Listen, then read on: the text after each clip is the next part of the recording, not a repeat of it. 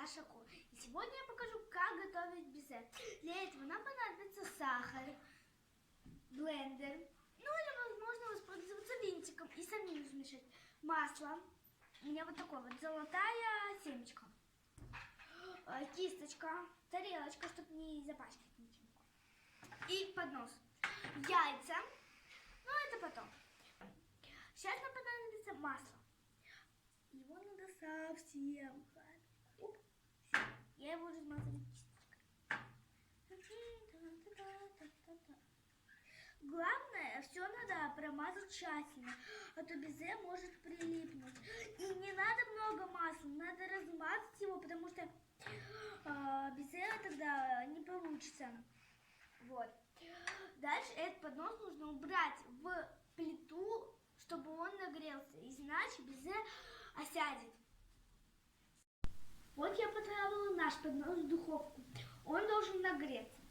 Сейчас мы будем взбалтывать белок, только белок.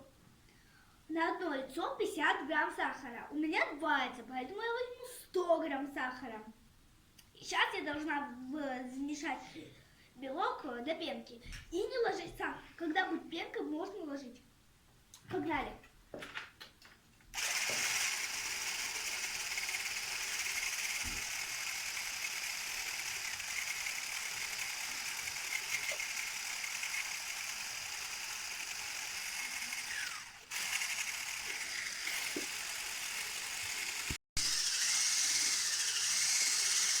Смотрите, какая пена, она твердая, вон. В нее надо добавить сахара. А то надо раз, ложку и взбалтывать.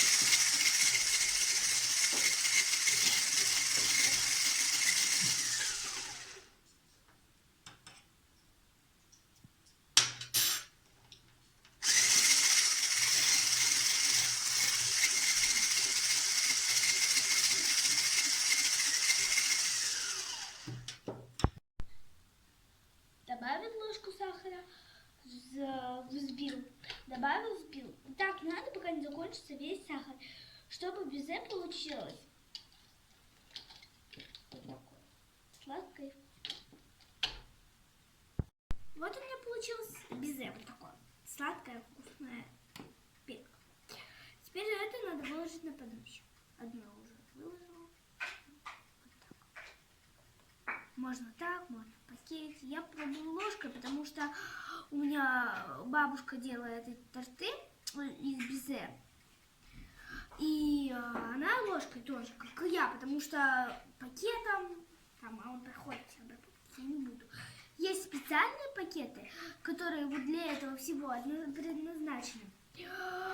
Такие можно, у кого-то есть, то можно в пакете. Но я лучше буду ложкой, потому что так делает бабушка. Я лучше придержусь бабушки. И самое главное в этом рецепте, это вот когда все выложил, берешь ложечку и облизываешь. Теперь все это надо поставить в духовку 5 минут на 120 градусов и час на 90. Потом ждать, когда это все остынет, и наслаждаться изюминкой.